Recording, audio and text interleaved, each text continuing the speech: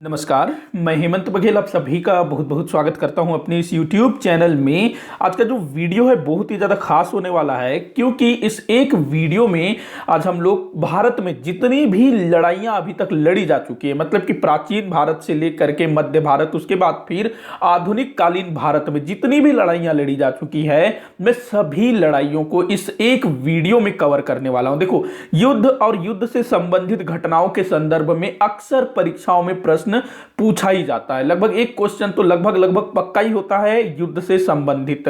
तो आप अगर इस वीडियो को देख लेते हो तो शुरू से लेकर के आधुनिक काल तक जो भी लड़ाइयां हमारे भारत में हुई है वो सब मैंने यहां कवर की है। तो आपसे जो है इस टॉपिक से क्वेश्चन नहीं छूटेगा। तो पूरा मैंने प्राचीन काल में जो लड़ाइयां हुई है, मध्य काल में जो लड़ाइयां हुई हैं और आधुनिक भारत में जो लड़ाइयां हुई है, सभी को मैंने यहां पर शामिल किया है। तो देर नहीं करते हैं और वीडियो को स्टार्ट करते हैं। वीडियो को लाइक और शेयर भी करिएगा अगर अच्छा लगे तो सबसे पहले हम लोग बात करते हैं प्राचीन काल में हुई लड़ाइयों को। तो सबसे पहला जो जिक्र आता है दशराज्य युद्ध। देखो, वैसे तो हमारे भारत में महाभारत का युद्ध और भी वो जो राम और रावण के बीच युद्ध, मतलब बहुत सारी ऐसी लड़ाइयां हुई थी, लेकिन जिसका कोई ऐतिहासिक प्रमाण मिलता हो तो उसको हम लोगों ने यहां पर लिया है। तो शुरू में जो सबसे पहला जिक्र आता है, जो कि अक्सर परीक्षाओं में पूछा जाता है, दशराज्य युद्ध।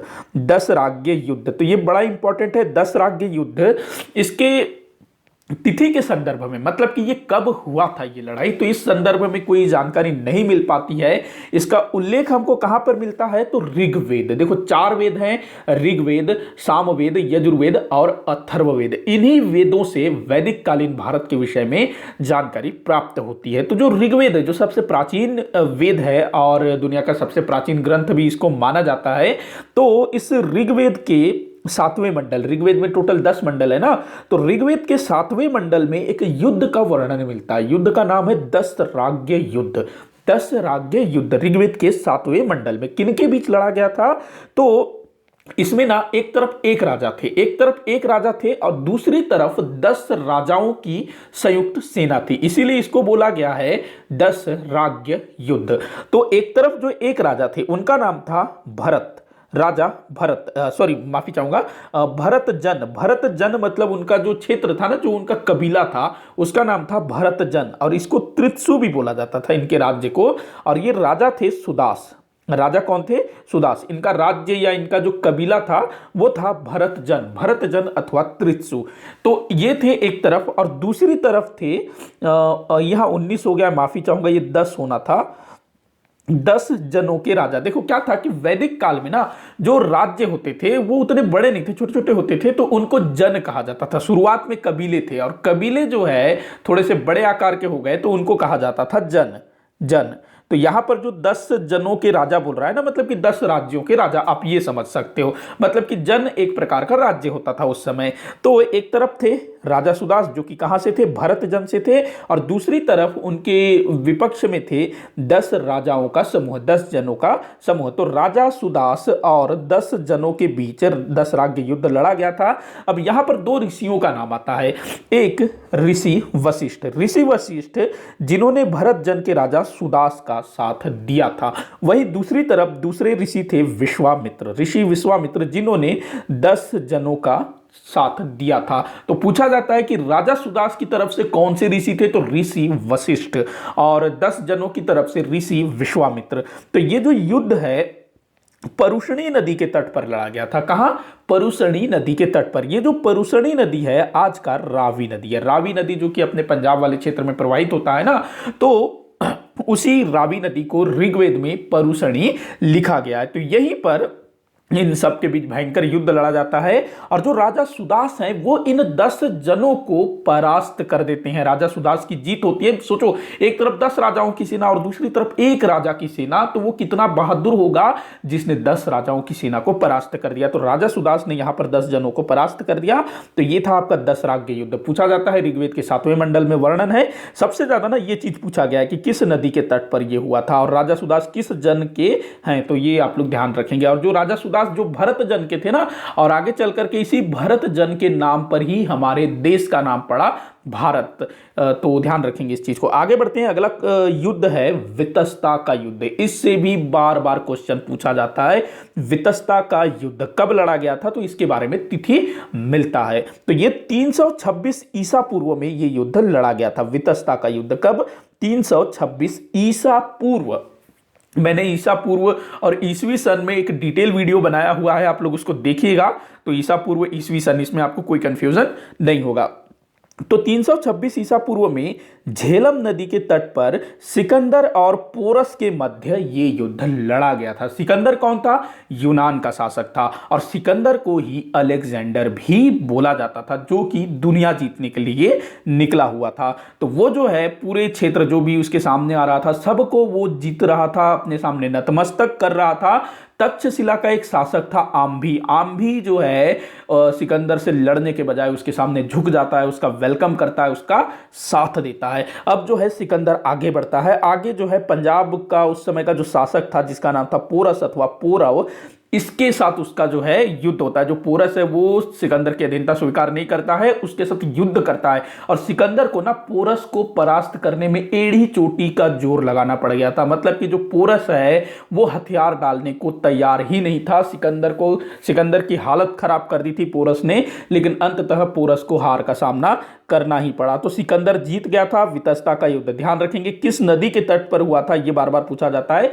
झेलम नदी। और झेलम नदी को उस समय वितस्ता के नाम से जाना जाता था, इसीलिए इसको वितस्ता का युद्ध बोला जाता है। कब लड़ा गया था ये भी पूछा जाता है। 326 ईसा पूर्व में पोरस अथवा पौरव के बीच। इस युद्ध को ना हाइडे स्पेस का युद्ध भी बोला जाता है। ये जो है ना बैटल ऑफ हाइडे स्पेस, ये भी इसको बोला जाता है। तो वितस्ता का युद्ध अथवा हाइडे स्पेस का युद्ध, तो ये बहुत इंपॉर्टेंट है, कई बार पूछा गया है। आगे बढ़ते हैं। अगला देखते हैं हम लोग चंद्रगुप्त मौर्य और यूनानी शासक सेल्यूकस निकेटर का युद्ध। देखो जो चंद्रगुप्त मौर्य थे, कौन थे भाई? भारत के पहले साम्राज्य के संस्थापक थे चंद्रगुप्त मौर्य, जिन्होंने मौर्य वंश की स्थापना की थी, और भारत के एक बहुत बड़े क्षेत्र पर इन्होंने अधिकार कर लिया था। और इसका जो चंद्रगुप्त मौर्य हैं, इनका युद्ध हुआ था यूनानी शासक सेल्यूकस निकेटर के साथ। सेल्यूकस निकेटर कौन था? सिकंदर। अभी जो हम लोगों ने देखा ना वितस्ता का युद्ध, तो सिकंदर का ये सेनापति हुआ करता था सेल्यूकस निकेटर। और जब सिकंदर की डेथ हो जाती है, तो जो सेल्यूकस निकेटर है उसके कुछ क्षेत्रों पर अधिकार करके खुद राजा बन जाता है, और ये फिर से सिकंदर के समान भारत पर अटैक करता है। लेकिन जो चंद्रगुप्त मौर्य है ना, उस सेल्यूकस निकेटर को मतलब भारत में जीतने ही नहीं देता है। देखो जो सिकंदर आया था वो जीत गया था, लेकिन उसका जो चेला आया ना, उसका सेनापति, तो चंद्रगुप्त मौर्य इसको बुरी तरह से हरा देता है। किसको? सेल्यूकस निकेटर को। ये युद्ध कब लड़ा गया था? तो लगभग 305 ईसा पूर्व में। 305 ईसा पूर्व में पश्चिमोत्तर भारत में किसी स्थान पर यह युद्ध लड़ा गया था, और इस युद्ध का उल्लेख किया है एपियानस नामक एक यूनानी विद्वान ने। तो ये भी पूछा जाता है, ध्यान रखेंगे। और इस युद्ध में जो सेल्यूकस निकेटर है वो हार गया था। अब दोनों के बीच संधि होती है, चंद्रगुप्त मौर्य और सेल्यूकस निकेटर के बीच। तो जो सेल्यूकस है ना, उसने कुछ क्षेत्र चंद्रगुप्त मौर्य को दिए थे, जो कि अक्सर परीक्षाओं में पूछा जाता है। एक है एरिया स्थान का नाम था, जो कि आज के हेरात को बोला जाता था। उसके बाद अराकोसिया जो कि आज के कंधार को बोला जाता था उस समय। उसके बाद जेड्रोसिया जो कि उस समय एक क्षेत्र था। उसके बाद पेरीपेमिस दाई ये काबुल को बोला जाता था। ये सब यूनानियों द्वारा नाम दिए गए थे। बाकी जो भारतीय लोग थे वो तो कंधार को कांधार ऐसे ही बोलते थे, गांधार ऐसा कुछ नाम था। तो ये सारे क्षेत्र जो कि यूनानियों के अधिकार में चले गए थे, ये क्षेत्र किसको मिल जाते हैं? चंद्रगुप्त मौर्य को। और इसी के साथ चंद्रगुप्त मौर्य का जो साम्राज्य है वो अफगानिस्तान तक फैल जाता है। ध्यान रखेंगे इसका जो शासन था ना, चंद्रगुप्त मौर्य, उसके बाद बिंदुसार, अशोक, इनका जो शासन था पूरा अफगानिस्तान तक फैला हुआ था, भारत ही नहीं, अफगानिस्तान तक इनका शासन फैला हुआ था। तो ये सारे क्षेत्र जो है इसको सेल्यूकस निकेटर को हराने के बाद मिले थे। इसके अलावा ये जो सेल्यूकस निकेटर था ना, अपनी बेटी हेलेना का विवाह चंद्रगुप्त मौर्य से कर देता है, और साथ ही साथ सेल्यूकस अपना एक राजदूत, यूनानी राजदूत मेगस्थनीज को चंद्रगुप्त मौर्य की राजधानी पाटलिपुत्र में भेजता है। तो ये सारी चीजें आप लोग ध्यान रखेंगे। मेगस्थनीज वही व्यक्ति है जिसने इंडिका नामक ग्रंथ की रचना की थी। आगे बढ़ते हैं। अब हम लोग बात करते हैं कलिंग युद्ध के बारे में। इससे भी काफी प्रश्न पूछे जाते हैं। कलिंग का युद्ध जो कि चंद्रगुप्त मौर्य के पोते अशोक और कलिंग राज्य के बीच लड़ा गया था। कलिंग राज्य आज का जो उड़ीसा है ना, वहीं पर कलिंग हुआ करता था। और जो चंद्रगुप्त मौर्य था, जिसने अफगानिस्तान के क्षेत्र को अपने अधिकार में कर लिया था, दक्षिण भारत के बहुत बड़े हिस्से को अपने अधिकार में कर लिया था, कर्नाटक के काफी अंदर तक वो चला गया था, और पूरा का पूरा उत्तर भारत, मध्य भारत, सौराष्ट्र, ये सब कुछ चंद्रगुप्त मौर्य, बिंदुसार और अशोक जीत गए थे। लेकिन इनकी राजधानी पाटलिपुत्र से ही कुछ ही दूरी पर एक स्थान था कलिंग, उसको ये जीत नहीं पाए थे। तो अशोक जो है कलिंग को जीतना चाहता था और कलिंग पर वो आक्रमण करता है। कब ये युद्ध हुआ था, कलिंग का युद्ध? तो अशोक के राज्याभिषेक के 8वें वर्ष। अशोक का राज्याभिषेक कब हुआ था? 269 में, 269 ईसा पूर्व, 269 ईसा पूर्व में इसका राज्याभिषेक होता है। और राज्याभिषेक के 8वें वर्ष बाद अर्थात 261-62 ईसा पूर्व में कलिंग पर आक्रमण कर देता है। भयंकर युद्ध होता है। कलिंग की सेना तो सेना, वहां की जनता ने भी अशोक की सेना का सामना किया था और बहुत बड़ी संख्या में वहां पर नरसंहार हुआ था। बहुत सारे लोग युद्ध में मारे गए थे, बहुत जख्मी हुए थे, बहुत सारे लोग अपाहिज हुए, बहुत सारे लोगों को कैदी बना लिया गया। तो ये सारा कुछ जब अशोक देखता है ना, तो उसका हृदय द्रवित हो उठता है कि भाई मैंने ये आखिर क्या कर दिया, इतने मतलब हंसते खेलते लोगों को मैंने मौत के घाट उतार दिया। तो वहां पर अशोक का जो हृदय परिवर्तित हो जाता है और वो फिर बोलता है कि आज से मैं युद्ध नहीं करूंगा, और वहां वो बौद्ध धर्म ग्रहण कर लेता है। तो ये सारा कुछ आप लोग ध्यान रखेंगे। अच्छा, आपको ना इन सब के बारे में अगर डिटेल में जानना है, अशोक के बारे में, चंद्रगुप्त मौर्य के बारे में, सिकंदर के बारे में, तो मेरे चैनल पर सबके ऊपर डिटेल में वीडियो बना हुआ है, आप लोग देख सकते हैं। आगे बढ़ते हैं। अब हम लोग बात करते हैं हर्ष और पुलकेशिन द्वितीय का युद्ध। देखो, प्राचीन भारत में वैसे तो बहुत सारे युद्ध लड़े गए थे, लेकिन जैसा आधुनिक काल में या फिर मध्य भारत में जैसे युद्ध लड़े गए थे ना, जो और उस टाइप से प्रश्न जैसे हमारे पेपर में बनता है, तो प्राचीन काल से जितने मैं यहां बता रहा हूं ना, तो उन्हीं के बारे में पूछता है। तो आप ये मत बोलना कि सर आप ये युद्ध को नहीं ले रहे हो, वो युद्ध को नहीं ले रहे हो।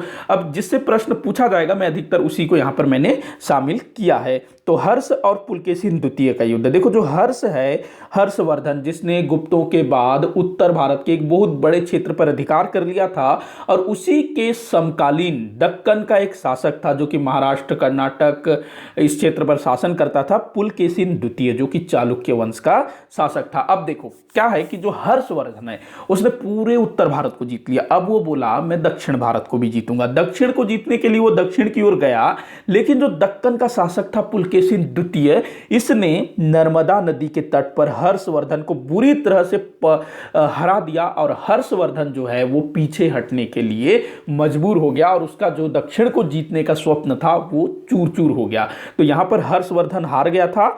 और इस विषय में जानकारी का स्रोत क्या है, मतलब कहां से पता चलता है कि भाई हर्ष हारा था, पुलकेशिन जीता था? तो पुलकेशिन द्वितीय का एक अभिलेख प्राप्त हुआ है, एहोल प्रशस्ति। एहोल प्रशस्ति, तो यहां पर इसका जिक्र मिला है कि पुलकेशिन द्वितीय ने उत्तर भारत के एक बड़े राजा को परास्त कर दिया। वहीं जो वेनसोंग था, चीनी यात्री वेनसोंग, जो कि हर्षवर्धन के टाइम पर भारत की यात्रा पर आया था, जो कि अपने पुलकेशिन द्वितीय के यहाँ भी गया था, नीचे पल्लव शासकों के यहाँ भी वो गया था, नरसिंह वर्मन द्वितीय था ना इस समय पल्लव शासक, उसके यहाँ भी गया था। इसके अलावा हमारे छत्तीसगढ़ की भी इसने यात्रा की थी ना, पांडु वंश के शासक थे महाशिवगुप्त बालार्जुन। तो उसी वेनसोंग ने अपना यात्रा वर्णन लिखा है CU की। क्या लिखा है? CU की। तो इस CU की में वेनसोंग ने लिखा है कि हर्षवर्धन महाराष्ट्र के किसी बड़े शासक से हारा था। तो ये सब कुछ आप लोग याद रखेंगे। इसके बाद हम लोग बात करते हैं पुलकेशिन द्वितीय और नरसिंह वर्मन प्रथम का युद्ध। देखो, ये वाला मुझे बड़ा मजेदार लगता है। पुलकेशिन द्वितीय जिसने हर्षवर्धन को परास्त किया। किसको परास्त किया? हर्षवर्धन, जो कि पूरे उत्तर भारत को जीत चुका है, उस राजा को पुलकेशिन द्वितीय ने परास्त किया। और ये जो पुलकेशिन द्वितीय था, इसने दक्षिण में नरसिंह वर्मन प्रथम के पिता महेंद्र वर्मन प्रथम को भी परास्त किया था। और जब नरसिंह वर्मन प्रथम ये जब राजा बन जाता है ना, तो नरसिंह वर्मन प्रथम ने पुलकेशिन द्वितीय को परास्त किया। ध्यान रखेंगे, पुलकेशिन द्वितीय ने पहले नरसिंह वर्मन के पिता महेंद्र वर्मन प्रथम को हराया, और जब नरसिंह वर्मन प्रथम पल्लव शासक बना दक्षिण में, तो उसने जो है पुलकेशिन द्वितीय को 3 बार परास्त किया। ध्यान रखेंगे, नरसिंह वर्मन प्रथम ने पुलकेशिन द्वितीय को 3 बार परास्त किया और एक बार तो पुलकेशिन द्वितीय के पीठ पर विजय शब्द गुदवा दिया। मतलब कि देखो उस टाइम पे लोग पूरे कपड़े तो पहनते नहीं थे, पीठ वीठ सब खुला होता था, तो विजय शब्द लिखवा दिया। तो मतलब वो किसी को पीठ दिखाने लायक नहीं रहा। लोग बोलते हैं ना किसी को मुंह दिखाने लायक नहीं रहोगे, तो नरसिंह वर्मन प्रथम ने पुलकेशिन द्वितीय को किसी को पीठ दिखाने लायक नहीं छोड़ा था। तो ये आप लोग ध्यान रखेंगे। अगला हम लोग देखते हैं तक्कोलम का युद्ध। बड़ा इंपॉर्टेंट है, कई बार ये पूछा गया है और बहुत सारे बच्चे इसको बिगाड़ के आ जाते हैं। तो तक्कोलम का युद्ध जो कि दक्षिण भारत में लड़ा गया था। किन के बीच लड़ा गया था? किन राजवंशों के बीच लड़ा गया था? किन शासकों के बीच लड़ा गया था? कौन जीता, कौन हारा, क्या उपाधि ली गई, ये पूछा जाता है। तो तक्कोलम का युद्ध राष्ट्रकूट और चोल शासक के बीच लड़ा गया था। राष्ट्रकूट और चोल शासक। राष्ट्रकूट शासक था कृष्ण तृतीय, ये था राष्ट्रकूट नरेश, और चोल शासक था परांतक प्रथम। तो इस युद्ध का परिणाम क्या हुआ कि जो राष्ट्रकूट नरेश था, कृष्ण तृतीय, इसने चोल शासक परांतक प्रथम को बुरी तरह से पराजित कर दिया। मतलब कि ये यहां जीत गया था राष्ट्रकूट शासक कृष्ण तृतीय, और परांतक प्रथम ये जो है बुरी तरह से हार गया था। और जो कृष्ण तृतीय है, इसने कांची और तंजावुरम पर अधिकार कर लिया। कांची और जो तंजावुर है ना, ये चोल शासकों की काफी मतलब महत्वपूर्ण स्थान हुआ करता था, राजधानी भी हुआ करता था कांची तंजावुर अलग अलग समयों में। तो काफी इंपॉर्टेंट था ये कांची और तंजावुर। तो इन दोनों पर कृष्ण तृतीय अधिकार कर लेता है परांतक प्रथम को हराने के बाद, और ये रामेश्वरम तक पहुंच गया था। रामेश्वरम मतलब जो जहां से हमारे एपीजे अब्दुल कलाम जी है ना, वहां तक ये पहुंच गया था। और इसने कृष्ण तृतीय ने एक उपाधि धारण किया था, कांचीयुम तंजेयम कोंड। कांचीयुम तंजेयम कोंड। कांचीयुम मतलब कांची, तंजेयुम मतलब तंजावुर। तो इसका मतलब होता है कांची और तंजावुर को जीतने वाला। तो ये उपाधि इसने धारण कर रखी थी। देखो जो दक्षिण भारत के जो शासक होते थे ना, वो अपने शत्रु को हराने के बाद उनकी राजधानी के नाम से उपाधि धारण करते थे कि मैंने जो है उसको हरा दिया। यहां पर जैसे इसने उपाधि धारण की कांचीयुम तंजेयम कोंड, मतलब कि कांची और तंजावुर को जीतने वाला, इस टाइप से। तो बड़ा ये लोग मजेदार टाइप का उपाधि धारण करते थे। अगला युद्ध हम लोग देखते हैं सीधा मुस्लिम आक्रमणकारी मोहम्मद बिन कासिम के आक्रमण। तो मोहम्मद बिन कासिम जो हमारे भारत में आक्रमण करने वाला प्रथम मुस्लिम शासक था, 712 ईस्वी में इसने आक्रमण किया था। 712 ईस्वी। तो इसने जो आक्रमण किया था, तो कुछ युद्ध लड़े गए थे जो अक्सर पूछा जाता है। एक आपको याद रखना है, राजौर का युद्ध। राजौर का युद्ध, अच्छा, मोहम्मद बिन कासिम ने जब भारत पर आक्रमण किया, उस समय यहाँ का शासक कौन था पश्चिमोत्तर भारत का? तो वो था राजा दाहिर। ये सिंध का शासक था। ध्यान रखें, कहां का शासक था? सिंध क्षेत्र का ये शासक था। तो ये जो है राजौर के युद्ध में मारा जाता है। कौन? राजा दाहिर। और इसका जो बेटा होता है ना, राजा दाहिर का बेटा, वो फिर राजा दाहिर की विधवा पत्नी को किले की जिम्मेदारी सौंप करके खुद जो है ब्राह्मणवाद चला जाता है। और जो राजा दाहिर की पत्नी है वो युद्ध जारी रखती है।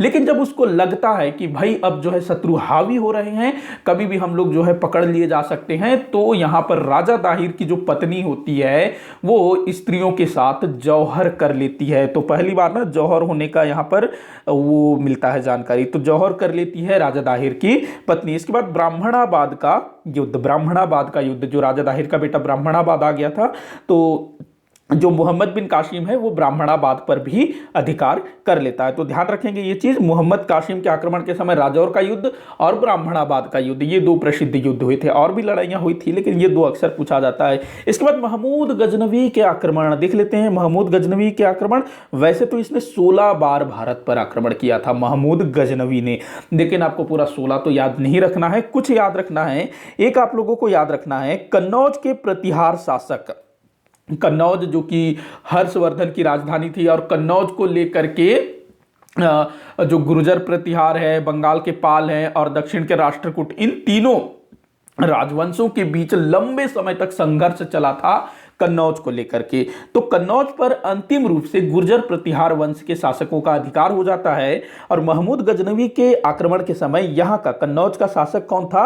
प्रतिहार शासक राज्यपाल। लेकिन ये जो राज्यपाल था ना, ये अपने पूर्वजों के नाम को मिट्टी में मिला देता है। जैसे ही पता चलता है कि महमूद गजनवी भयंकर लुटेरा वो जो है कन्नौज को लूटने आ रहा है, तो ये महमूद गजनवी से युद्ध किए बगैर ही भाग खड़ा होता है और जो महमूद गजनवी है कन्नौज में लूटपाट करके चल देता है। और जब इस बारे में चंदेल शासक विद्याधर को पता चलता है ना कि कन्नौज के शासक राज्यपाल जो है शत्रु का सामना करना छोड़ के भाग गया, तो विद्याधर बहुत ज्यादा क्रोधित हो जाता है। चंदेल का ये शासक था, ये क्या करता है? राज्यपाल की हत्या कर देता है कि तुम जो हो कायर हो, इस टाइप से, और कन्नौज पर अधिकार कर लेता है। इसके बाद फिर महमूद गजनवी विद्याधर के ऊपर आक्रमण कर देता है और महमूद गजनवी और विद्याधर के बीच भयंकर युद्ध होता है और महमूद गजनवी को विद्याधर के सामने घुटने टेकने पड़ते हैं। हालांकि यहां पर हार जीत का फैसला नहीं हो पाता है, लेकिन महमूद गजनवी जो है विद्याधर को हरा नहीं पाता है और दोनों के बीच जो है संधि हो जाता है। मतलब जो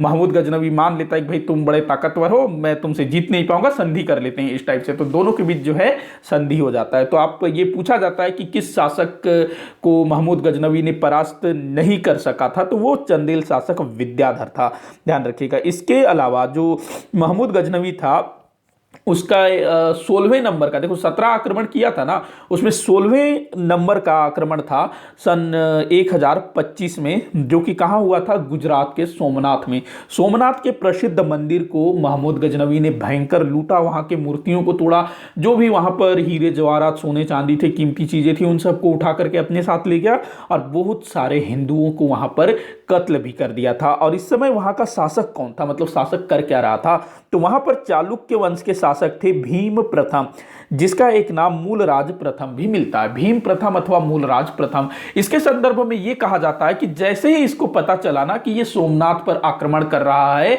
तो ये अपनी राजधानी छोड़ करके जिस तरफ से महमूद गजनवी आया था उस रास्ते में जाकर के ये मोर्चाबंदी कर देता है कि इदरीस तो आएगा वापस, तो उसको देख लूंगा। लेकिन जैसे ही महमूद गजनवी को पता चलता है कि जो भीम प्रथम है रास्ते में उसका वेट कर रहा है, तो जो महमूद गजनवी है वो सोमनाथ मंदिर में लूटपाट कत्लेआम करके वो अलग रास्ते से निकल लेता है। मतलब उसको ना महमूद गजनवी को लड़ने भिड़ने में उतना इंटरेस्ट नहीं था जितना कि उसको लूटने में था। वो लुटेरा था, बिल्कुल लुटेरा, लोगों का कत्ल करना, मूर्तियों को तोड़ना, मंदिरों को तोड़ना और जो भी कीमती चीजें हैं उसको लेकर के चल देना। महमूद गजनवी के अधिकतर जो आक्रमण है ना ऐसे स्थानों पर हुए हैं जहां पर धनी लोग रहते हो, जहां पर पैसे वाले लोग रहते हो। उसने किसी किले पर आक्रमण नहीं किया। हाँ, अगर किसी किले में बहुत सारा खजाना छुपा हुआ है तभी वो वहां आक्रमण करता था, लेकिन ऐसे वो नहीं करता था। जहां उसको खजाना मिलेगा किसी शहर में, कहीं भी किसी मंदिर में बहुत सारा माल है, तो वो वहां चल देगा, आक्रमण करेगा। तो ये एक लुटेरा था बहुत बड़ा।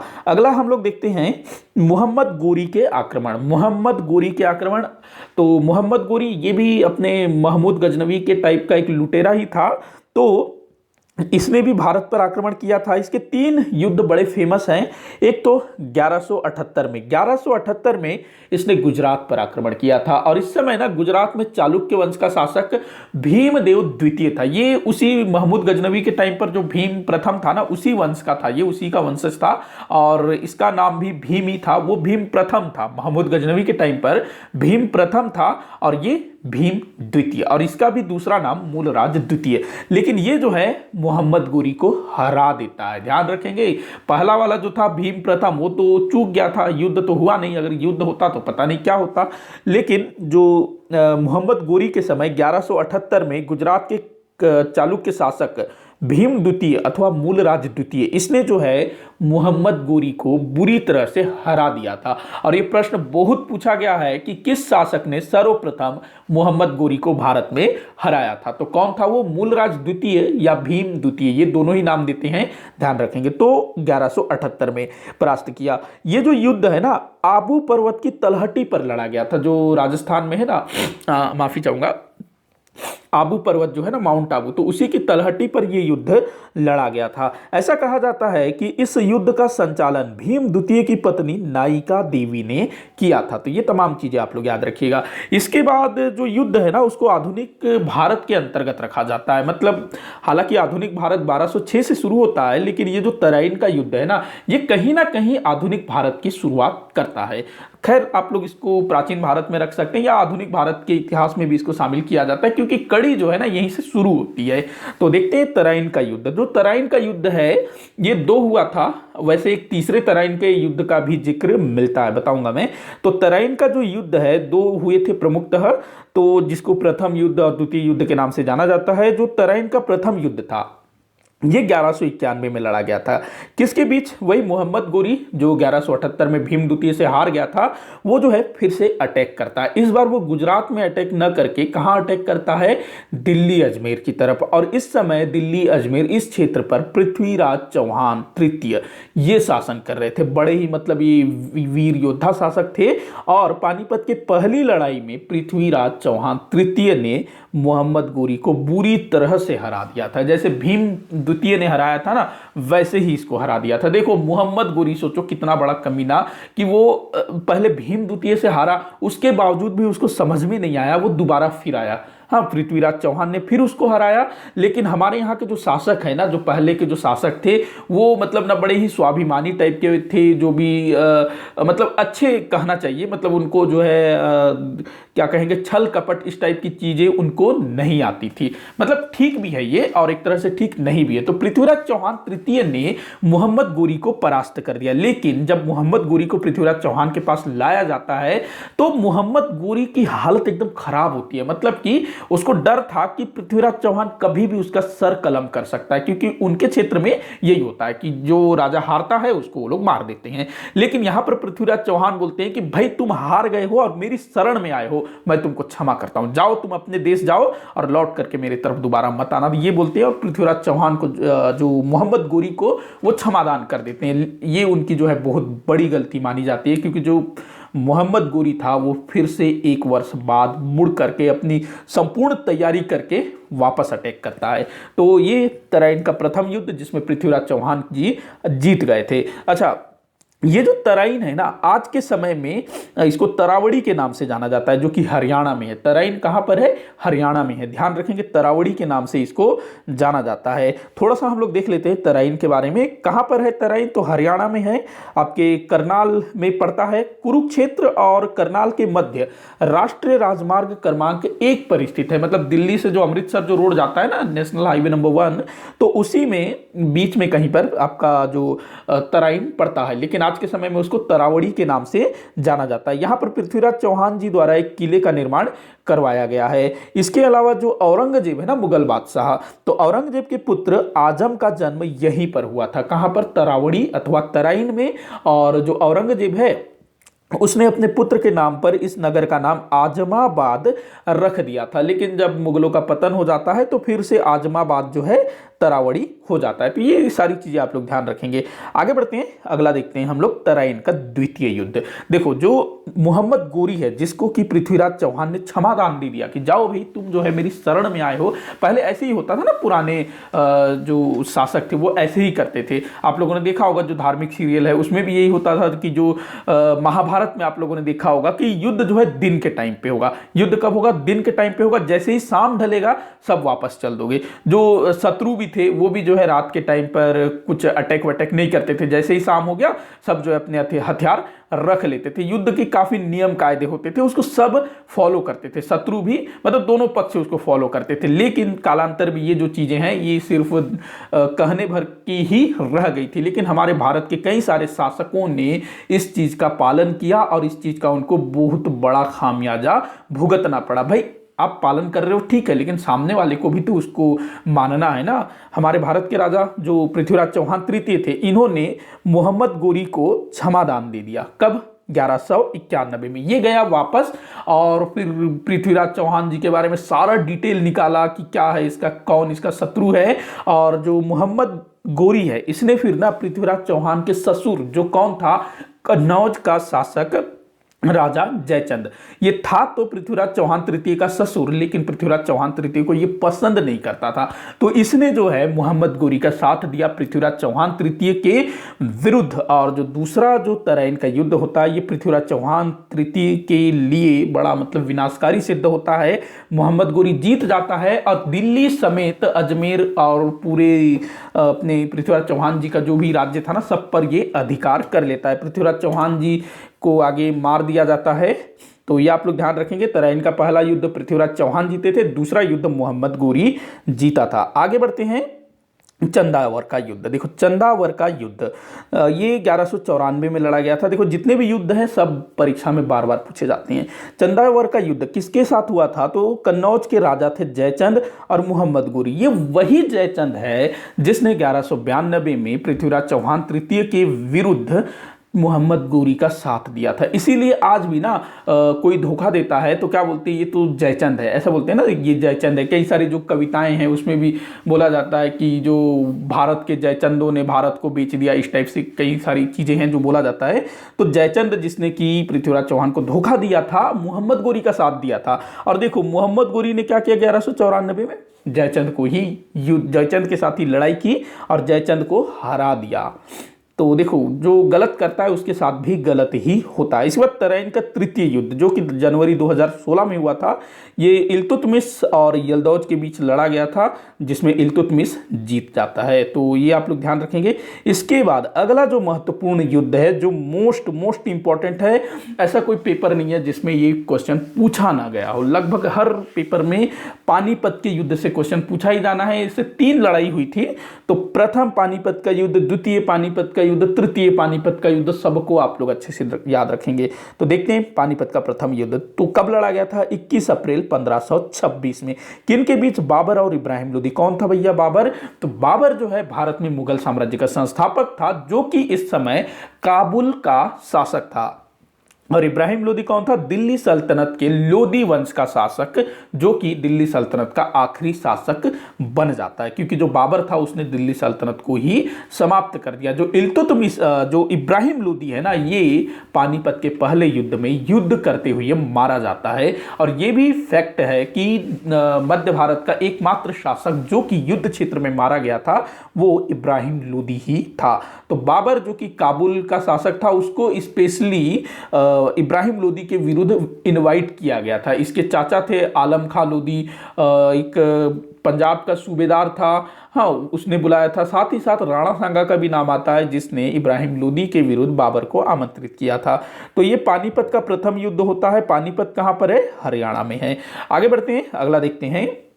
अच्छा, जो पानीपत का प्रथम युद्ध है ना, इसमें कुछ खास चीजें हुई थी। एक तो आप लोगों को याद रखना है, पहली बार तोप खाने का प्रयोग, बारूद का नहीं। बारूद का प्रयोग तो हमारे यहाँ 15वीं शताब्दी से पहले से ही हो रहा था। विजयनगर बहमनी साम्राज्य के काफी जो सरदार थे वो लोग बारूद का प्रयोग करते थे, लेकिन बारूद का प्रयोग तोप में कैसे करना है ये उनको नहीं आता था। तो ये कौन लेकर के आया भारत में, बाबर, पानीपत के पहले लड़ाई में। यहीं पर तुलगमा युद्ध नीति, इसका भी बाबर ने प्रयोग किया था। तुलगमा युद्ध नीति में क्या है, शत्रु को चारों तरफ से घेर लिया जाता था, ऐसा ये जो है प्लान करते थे। अगला हम लोग देखते हैं खानवा का युद्ध। देखो जो बाबर था ना, उसने 4 लड़ाइयां लड़ी थी एकदम बैक टू बैक। 1526 में आपका पानीपत का युद्ध, 1527 में खानवा का युद्ध, 1528 में चंदेरी का युद्ध, 1529 में घाघरा का युद्ध और 1530 में बाबर का डेथ। तो ये पॉइंट आप लोगों को याद रखना है, 5 पॉइंट 5 वर्ष। खानवा का युद्ध 16 मार्च 1527, किसके बीच, एक तरफ था बाबर, दूसरी तरफ थे मेवाड़ के राणा सांगा, जिनका पूरा नाम था राणा संग्राम सिंह। तो ये जो है ना खानवा राजस्थान में है, जो कि दिल्ली के आसपास ही है। तो राजस्थान में है खानवा। तो यहाँ पर दोनों के बीच भयंकर युद्ध लड़ा गया, जिसमें राणा सांगा की हार हो जाती है। देखो जो 4 युद्ध मैंने बताया ना, पानीपत, खानवा, चंदेरी, घाघरा, चारों में बाबर की जीत हुई थी, ध्यान रखेंगे। अगला है चंदेरी का युद्ध। ये 1528 में लड़ा गया था। बाबर और राजपूत सरदार मेदनी, ये क्या आ गया, अच्छा, बाबर और राजपूत सरदार मेदनी राय के बीच, बाबर और राजपूत सरदार मेदनी राय के बीच। और ये चंदेरी कहाँ पर है, मध्य प्रदेश में। इसमें भी जो बाबर है वो जीत जाता है और मेदनी राय हार जाता है। और मेदनी राय की ना 2 खूबसूरत बेटियां थी, तो बाबर उनको लेके आता है अपने साथ और अपने दो बेटे, एक आपका हुमायूं और शायद कामरान, इन दोनों के साथ उसका विवाह करवा देता है। अगला युद्ध है घाघरा का युद्ध। घाघरा का युद्ध जो कि 1529 में लड़ा गया था। बाबर था एक तरफ और दूसरी तरफ थे बंगाल बिहार के अफगान संयुक्त रूप से। तो ये लोग जो है आखिरी कोशिश करना चाहते थे, लेकिन इनकी कोशिश असफल हो जाती है। बाबर फिर से जीत जाता है। एक बार मैं फिर से बता देता हूं, बाबर के 4 युद्ध, पानीपत का युद्ध किसके साथ, राणा सांगा के साथ, उसके पानीपत का युद्ध इब्राहिम लोदी के साथ, खानवा का युद्ध राणा सांगा के साथ, चंदेरी का युद्ध मेदिनी राय के साथ और घाघरा का युद्ध अफगानों के साथ। इसको ना एक ट्रिक बड़ा फेमस है कि बाबर आया, पानी पिया, खाना खाया, चंदा दिया, घर गया और सो गया, क्योंकि 1530 में उसकी डेथ हो जाती है। उसको कहाँ दफनाया गया था, आगरा के आराम बाग में, बाद में उसको काबुल ले जाया गया। तो ये तमाम चीजें याद रखिएगा। इसके बाद हम लोग देखते हैं चौसा का युद्ध। चौसा का युद्ध जो कि 1539 में हुआ था, किनके बीच, तो बाबर के बेटे हुमायूं और अफगान सरदार शेर शाह सूरी के बीच। ये चौसा कहां पर है, तो बिहार में है, ध्यान रखेंगे। अब ये जो युद्ध है ना, चौसा का युद्ध, देखिए जो शेर शाह सूरी था वो फिर से दिल्ली में अफगान सत्ता स्थापित करना चाहता था। और ये कैसे संभव होता, मुगलों को हटा करके। तो जो शेर शाह सूरी है उसका हुमायूं के साथ चूहे बिल्ली का खेल चल रहा था, क्योंकि शेर शाह सूरी जो है वो अपनी शक्ति को लगातार बढ़ा रहा था। तो 1739 में चौसा के स्थान पर दोनों के बीच आमना सामना होता है और इस युद्ध में हुमायूं बुरी तरह से हार जाता है। ऐसा कहा जाता है कि हुमायूं जो है ना, नदी में कूद करके अपनी जान बचा लेता है एक भिस्ती की सहायता से। भिस्ती जो कि एक प्रकार का मतलब मकान बनाने वाला कोई मजदूर होता है शायद, भिस्ती, तो उसकी सहायता से अपनी जान बचा करके किसी प्रकार से वो निकलता है वहां से। तो ये आप लोग ध्यान रखेंगे। और उस भिस्ती को ना हुमायूं ने एक दिन के लिए बादशाह भी बनाया था अपनी जान बचाने के लिए।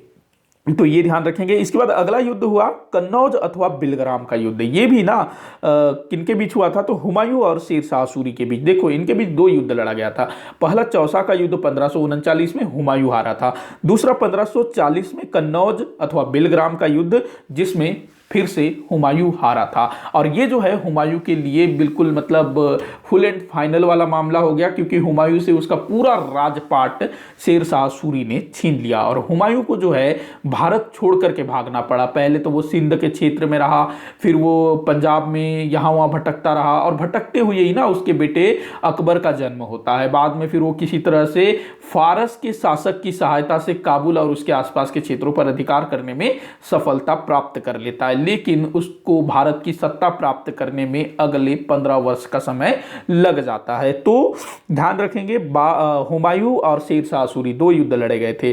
पहला चौसा का युद्ध, क्रम भी पूछता है कौन सा पहले हुआ कौन सा बाद में हुआ, और कहां था चौसा, बिहार में। और ये जो कन्नौज अथवा बिलग्राम है ये उत्तर प्रदेश में। देखो जो युद्ध हुआ था ना वो बिलग्राम नामक गांव में हुआ था, और ये ना कन्नौज के अंतर्गत आता था। तो दोनों नाम देता है, कभी कन्नौज देगा कभी बिलग्राम देगा।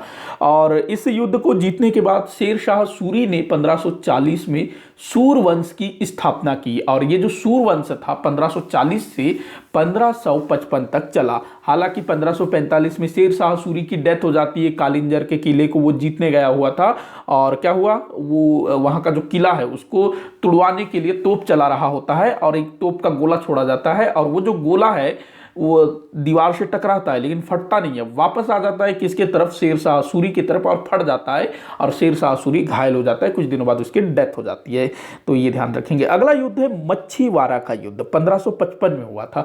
किसके बीच हुआ था, तो हुमायूं जो कि 1540 में शेर शाह सूरी से हार गया था और भाग गया था भारत छोड़ के। तो वो जो है अपनी शक्ति को बटोर लेता है, और 1555 में जब शेर शाह सूरी के उत्तराधिकारी बिल्कुल अयोग्य हो जाते हैं, निर्बल हो जाते हैं, तो इस स्थिति का फायदा उठा करके हुमायूं जो है भारत में अटैक करता है और अफगान सरदार नसीब खां एवं तातार खां को बुरी तरह से हरा देता है। तो ये मच्छीवाड़ा का युद्ध। इसके ठीक कुछ ही समय बाद सरहिंद का युद्ध, सरहिंद कहां पर है, पंजाब में है।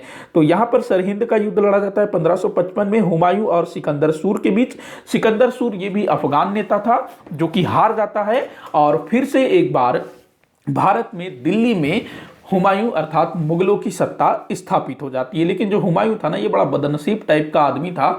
और क्या होता है कि 1555 में इसने सत्ता तो प्राप्त कर लिया, लेकिन इसके भोग करने के लिए वो अधिक दिनों तक जीवित नहीं रह पाता है। 1556 में इसकी जो है मृत्यु हो जाती है, सीढ़ियों से गिर करके ये मर जाता है। उसके बाद फिर इसका बेटा अकबर वो फिर बादशाह बनता है। अगला युद्ध है पानीपत का द्वितीय युद्ध। देखो, पानीपत की जो पहली लड़ाई हुई थी 1526 में, उसके ठीक 30 वर्ष बाद बाबर के पोते अकबर और हेमचंद्र विक्रमादित्य के मध्य पानीपत की दूसरी लड़ाई लड़ी जाती है। इसमें अकबर के जो संरक्षक थे बैरम खां, उसने नेतृत्व किया था, और जो हेमचंद्र विक्रमादित्य है इस युद्ध में हार जाता है और उसको जो है पकड़ लिया जाता है, बाद में उसकी हत्या कर दी जाती है। तो इस प्रकार से पानीपत के दूसरे युद्ध में अकबर को जीत मिलती है और दिल्ली पर उसकी पकड़ मजबूत हो जाती है। अगला युद्ध हम लोग देखते हैं ताली कोटा का युद्ध। बहुत बार पूछा गया है ताली कोटा का युद्ध, जो कि 25 जनवरी 1565 में लड़ा गया था। 25 जनवरी 1565 में दक्षिण भारत में, ये जो तालीकोटा है ना, कर्नाटक में है। जो विजयनगर साम्राज्य जहां पर है ना, हम्पी, उसी आसपास में है तालीकोटा। इसको बन्नीहट्टी का युद्ध भी बोला जाता है।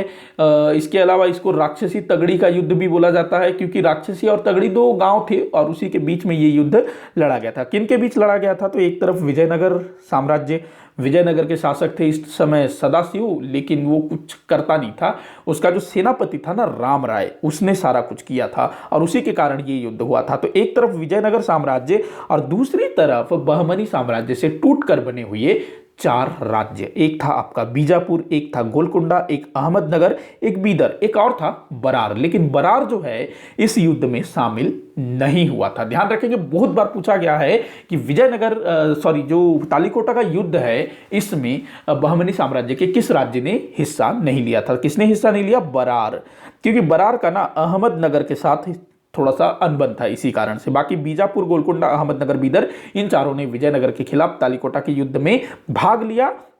और विजयनगर साम्राज्य का नेतृत्व कर रहा था राम राय और इस संयुक्त सेना का नेतृत्व कर रहा था अली आदिल शाह। अली आदिल शाह जो कि बीजापुर का सुल्तान था। और इस युद्ध में जो राम राय था ना, जो कि सेनापति था, इसको ये चारों लोग घेर करके मार डालते हैं। ये 70 साल का था बुढ़ा, और जो बहमनी राज्य है ना, उन पर काफी मतलब ये हस्तक्षेप किया करता था। तो ये लोग परेशान थे और इसके ऊपर अटैक कर देते हैं, इसको युद्ध क्षेत्र में मार देते हैं। और जो सदाशिव है, जो कि विजयनगर साम्राज्य का शासक था, वो चुपके से निकल लेता है। तो ये आप लोग ध्यान रखेंगे तालीकोटा का युद्ध। तो यहाँ कुछ मैंने लिखा है तालीकोटा के युद्ध के संदर्भ में कि सदाशिव इस समय यहाँ का शासक था। राक्षसी और तगड़ी नामक गांव के बीच युद्ध लड़ा गया था। बन्नीहट्टी का युद्ध भी बोला जाता है। राम राय की हत्या हुसैन निजाम शाह द्वारा की गई थी। घेर के मारा गया था, लेकिन हत्या किसने किया था? हुसैन निजाम शाह ने। अगला हम लोग देखते हैं हल्दी घाटी का युद्ध, एक और मोस्ट इंपॉर्टेंट बैटल जो कि अक्सर परीक्षाओं में पूछा जाता है। हल्दी घाटी का युद्ध 18 जून 1576 में लड़ा गया था। किसके बीच लड़ा गया था? तो एक तरफ थी अकबर की सेना और दूसरी तरफ,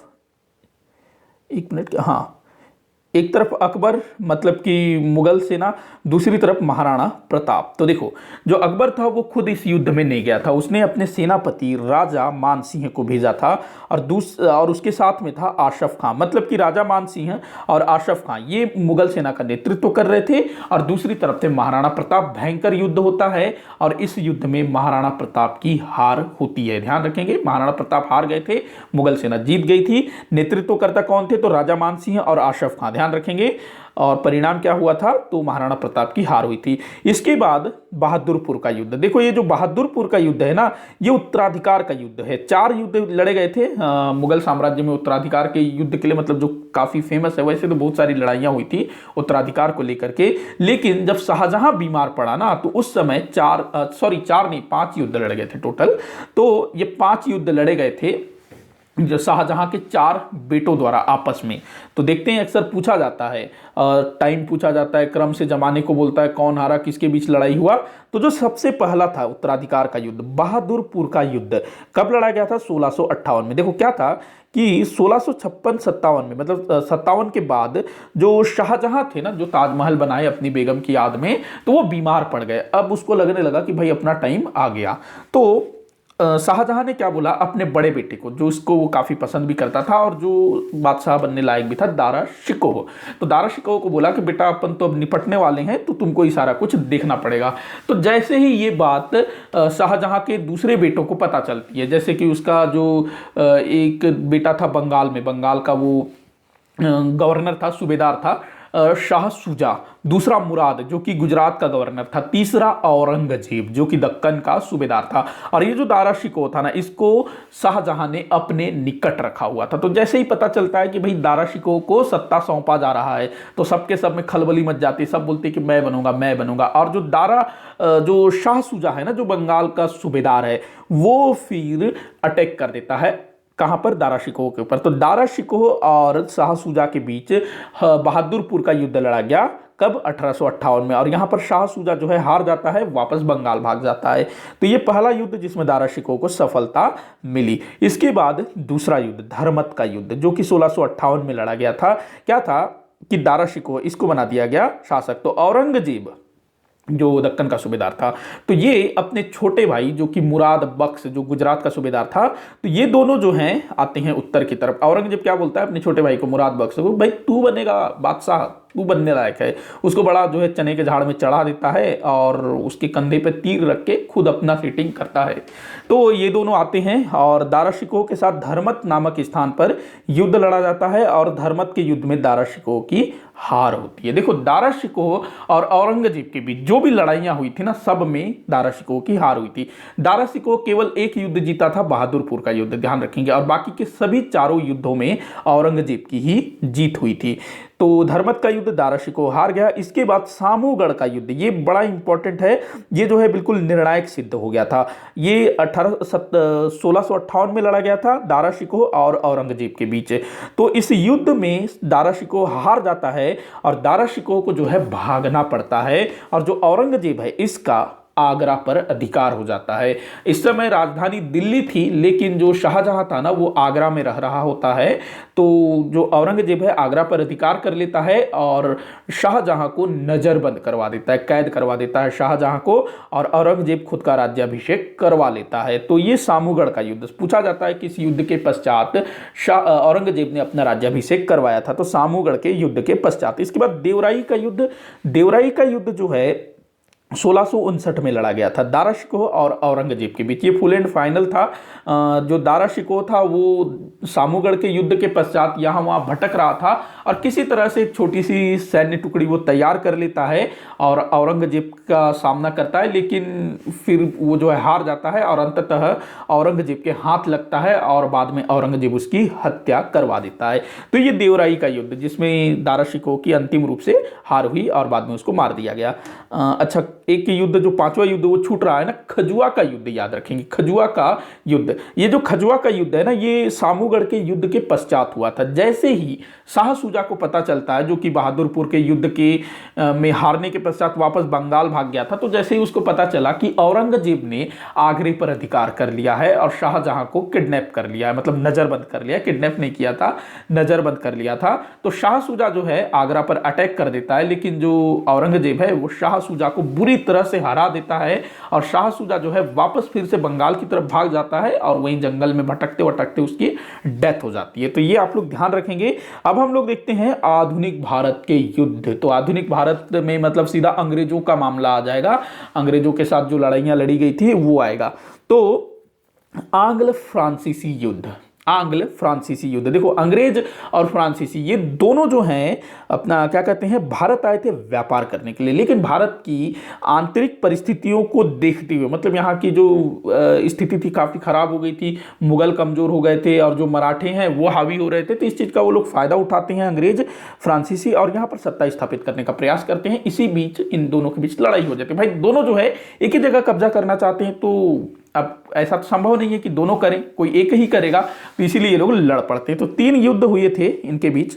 तो जिसको और ये जो युद्ध है ना कर्नाटक क्षेत्र में लड़े गए थे। कहाँ लड़े गए थे? कर्नाटक में। इसीलिए इन युद्धों को कर्नाटक युद्ध बोला जाता है। प्रथम कर्नाटक युद्ध, द्वितीय कर्नाटक युद्ध, तृतीय कर्नाटक युद्ध, या फिर प्रथम आंग्ल फ्रांसीसी युद्ध, द्वितीय आंग्ल फ्रांसीसी युद्ध, इस टाइप से भी बोला जाता है। तो देखते हैं प्रथम आंग्ल कर्नाटक युद्ध, प्रथम कर्नाटक युद्ध 1746 से 1748 के बीच ये लड़ा गया था। कारण क्या था? देखो, यूरोप में ना ऑस्ट्रिया एक देश है, तो ऑस्ट्रिया के उत्तराधिकार को लेकर के ब्रिटेन और फ्रांस लड़ रहे थे। तो भाई यूरोप में वो लोग लड़ रहे हैं, तो भारत में भी अंग्रेज और फ्रांसीसी थे। तो इन लोगों ने बोला कि भाई हमारा देश आपस में लड़ रहा है, चलो हम भी आपस में लड़ देते हैं। तो ये लोग भी जो है लड़ना शुरू कर देते हैं। और इसमें ना जो फ्रांसीसी थे, इन्होंने अंग्रेजों की बस्ती मद्रास पर अधिकार कर लिया था। और ये जो युद्ध है एला सापल की संधि से समाप्त हुआ था। संधि भी पूछा जाता है, ध्यान रखेंगे। एला सापल, इसको अक्सला सापल भी बोला जाता है। अक्सला सापल की संधि से समाप्त हुआ। और जो फ्रांसीसी हैं जिन्होंने मद्रास पर अधिकार कर लिया था, वो मद्रास अंग्रेजों को वापस कर देते हैं इस संधि के तहत। इसमें डुप्ले को सफलता मिली थी। डुप्ले फ्रांसीसी गवर्नर था, ध्यान रखेंगे। तो ये चीज आप लोग ध्यान रखेंगे, संधि याद रखना है, बड़ा इंपॉर्टेंट है, सन याद रखना है। अगला देखते हैं द्वितीय कर्नाटक युद्ध। यह कब हुआ था? तो 1750 से 1754 के बीच लड़ा गया था। कारण क्या था? तो इस बार ना जो फ्रांसीसी और जो अंग्रेज थे वो हैदराबाद और कर्नाटक के उत्तराधिकार को लेकर के लड़ पड़े थे। दोनों जो हैं कर्नाटक और हैदराबाद में अपने अपने समर्थक को शासक बनाना चाहते थे। इसी बात को लेकर के दोनों के बीच लड़ाई हो जाती है। और कुछ चीजें आप लोगों को याद रखेंगे। अर्काट का घेरा याद रखना है, पूछा जाता है कि अर्काट का घेरा किस युद्ध से संबंधित है। तो अर्काट एक स्थान का नाम है। और इसी युद्ध में, द्वितीय कर्नाटक युद्ध में, क्लाइव का उत्थान हुआ था। क्लाइव जो कि आगे चल करके बंगाल में ब्रिटिश साम्राज्य की नींव रखेगा। तो उसका जो उत्थान है इसी में हुआ था, द्वितीय कर्नाटक युद्ध में। और डुप्ले की यहां पर हार होती है। देखो, जो प्रथम कर्नाटक युद्ध था उसमें फ्रांसीसियों की स्थिति अच्छी थी, लेकिन द्वितीय मतलब प्रथम वाले में फ्रांसीसियों की स्थिति अच्छी थी और द्वितीय कर्नाटक युद्ध में फ्रांसीसियों की स्थिति खराब हो जाती है। इसीलिए डुप्ले को वापस बुलाया जाता है कि भाई तुम ढंग से काम नहीं कर रहे हो, इसको वापस बुला लिया जाता है। तो पूछा जाता है कि प्रथम और द्वितीय कर्नाटक युद्ध में फ्रांस का गवर्नर कौन था? फ्रांसीसी बस्तियों का गवर्नर कौन था? तो डुप्ले था, ध्यान रखेंगे। ये युद्ध कैसे समाप्त हुआ? तो पौंडीचेरी की संधि से समाप्त हुआ। तीसरा देखते हैं, तीसरा कर्नाटक युद्ध 1758 से 1763 से 1763। ये कहीं कहीं पर ना 1756 भी दिया हुआ मिलता है, 1756। क्योंकि क्या था कि जो यूरोप था ना वहां पर सप्तवर्षीय युद्ध चल रहा था, सप्तवर्षीय युद्ध। और इसी के परिणाम स्वरूप ये लोग भी यहां लड़ते हैं। सप्तवर्षीय युद्ध चल रहा था। इंग्लैंड जो है वो प्रशा का साथ दे रहा था और जो फ्रांस है वो ऑस्ट्रिया का समर्थन कर रहा था। इसीलिए दोनों जो है आपस में लड़ रहे थे कि भाई तुम उसका समर्थन क्यों कर रहे हो, तुम उसका क्यों कर रहे हो। तो यहाँ भारत में भी दोनों दल लड़ने लगते हैं। और इस युद्ध में, तृतीय कर्नाटक युद्ध में, एक युद्ध लड़ा गया था, वांडीवास का युद्ध। वांडीवास का युद्ध 1760 में। और इस युद्ध में ना फ्रांसीसियों की बुरी तरह से हार होती है और वो लोग जो है अंग्रेजों के सामने हाथ खड़े कर लेते हैं कि भाई अब हमको छोड़ दो, अब जो है हम तुम्हारे काम में उंगली नहीं करेंगे। तो वांडीवास का युद्ध जो है इससे फ्रांसीसियों का भारत में पतन हो गया। इसके बाद वो जो है भारत में खाली व्यापार करने में ही लगे रहे, कभी भी भारत में सत्ता स्थापित करने का ख्वाब नहीं देखते हैं। तो ये आप ध्यान रखेंगे। सर आयरकुट का नाम याद रखिएगा, जो कि अंग्रेजों की तरफ से लड़े थे। और ये युद्ध पेरिस की संधि से समाप्त हुआ। संधियां बड़ा इंपॉर्टेंट है, पूछा जाता है। वांडीवास का युद्ध याद रखेंगे। तो ये आप लोग देखिएगा, फ्रांसीसी आंग्ल कर्नाटक युद्ध। अच्छा, फ्रांसीसी और अंग्रेजों के मध्य जो संधि हुई थी, फ्रांसीसियों के साथ संधि अंग्रेजों की, तो एला सापल की संधि ये प्रथम कर्नाटक युद्ध से संबंधित। पौंडीचेरी की संधि ये द्वितीय कर्नाटक युद्ध से संबंधित। पेरिस की संधि ये तृतीय कर्नाटक युद्ध से संबंधित है। मतलब कि इन संधियों से तीनों कर्नाटक युद्ध समाप्त हुए थे। अब आगे बढ़ते हैं। अब बात करते हैं प्लासी का युद्ध। बहुत बार पूछा गया है प्लासी का युद्ध कब हुआ था? तो 23 जून 1757 को प्लासी का युद्ध लड़ा गया था। प्लासी कहाँ पर है? तो बंगाल में है। तो बंगाल में हुआ था ये युद्ध। किन के बीच हुआ था? बंगाल के नवाब सिराजुद्दौला और अंग्रेजों के बीच। यहाँ पर अंग्रेजी सेना का नेतृत्व कर रहा था क्लाइव, रॉबर्ट क्लाइव। तो इन दोनों के बीच ये युद्ध लड़ा गया था। देखो युद्ध क्या था, एक प्रकार से धोखा था। जो सिराजुद्दौला के जो सेनापति थे जिसका नाम था मीर जाफर, इसके अलावा सिराजुद्दौला के जो खास खास लोग थे ना, बंगाल के जो बड़े बड़े लोग थे जैसे कि अमीन चंद हो गया, जगत सेठ हो गया, मानिक चंद हो गया, दुर्लभ राय हो गया, ये सब के सब जो कि सिराजुद्दौला के साथ थे, लेकिन वो किसका पक्ष ले रहे थे? अंग्रेजों का पक्ष ले रहे थे। खुद मीर जाफर ये अंतिम समय तक सिराजुद्दौला के साथ था, सिराजुद्दौला के साथ युद्ध के मैदान में गया। सिराजुद्दौला ने हुक्म दिया कि यलगार हो, युद्ध जारी करो, इस टाइप से आक्रमण। तो जो मीर जाफर है ये अपनी सेना को लेकर के अंग्रेजों की ओर बढ़ने लगता है। ऐसा लग रहा था कि ये अब जो है अंग्रेज गए, लेकिन जो मीर जाफर है जिसके पास सिराजुद्दौला की एक बड़ी सेना थी, मतलब सेनापति था ना मीर जाफर, तो इसके पास एक बड़ी सेना थी बंगाल की, तो ये जो है बढ़ता है अंग्रेजों की तरफ, लेकिन बीच में ही जाकर के क्या करता है, ये अंग्रेजों की तरफ पीठ करके खड़ा हो जाता है, मतलब कि सिराजुद्दौला की तरफ मुंह कर लेता है। और युद्ध क्षेत्र में आप आमने सामने खड़े हो, मतलब एक दूसरे के शत्रु हो, विरोधी हो। तो यहां पर साफ पता चल गया कि जो मीर जाफर है सेनापति और उसकी जो सेना है ये अंग्रेजों से जा मिली है, तो पूरी हालत खराब हो जाती है। हालांकि कुछ लोगों ने ना सिराजुद्दौला का साथ दिया था, जैसे कि एक नाम आप लोग याद रखेंगे, मुझे नाम याद नहीं आ रहा है, मोहन करके कुछ नाम था, मैंने किसी वीडियो में जिक्र भी किया है, आप लोग देखिएगा मेरे पिछले वीडियो, अभी मेरे दिमाग में नहीं आ रहा है। दो लोगों ने साथ दिया था। अच्छा, मीर मदान एक नाम था और मोहनलाल नाम था क्या, मीर मदान और मोहनलाल था शायद। ये दोनों जो है विश्वास पात्र बने रहे और थोड़ा सा ये लोग लड़ते भी हैं, लेकिन कोई बहुत बड़ी लड़ाई नहीं हुई थी। तो इस प्रकार से प्लासी के युद्ध में अंग्रेज अपनी कूटनीति से विजय प्राप्त कर लेते हैं। बाद में सिराजुद्दौला की हत्या कर दी जाती है। मीर जाफर के बेटे ने सिराजुद्दौला की हत्या की थी और फिर अंग्रेज क्या करते हैं, मीर जाफर को अपने नियंत्रण में बंगाल का नवाब घोषित कर देते हैं। तो ये था आपका क्या कहते हैं, प्लासी का युद्ध। अच्छा, प्लासी के युद्ध से पहले एक संधि हुई थी जो पूछा जाता है, ये प्लासी के युद्ध के बाद नहीं हुआ था, पहले हुआ था।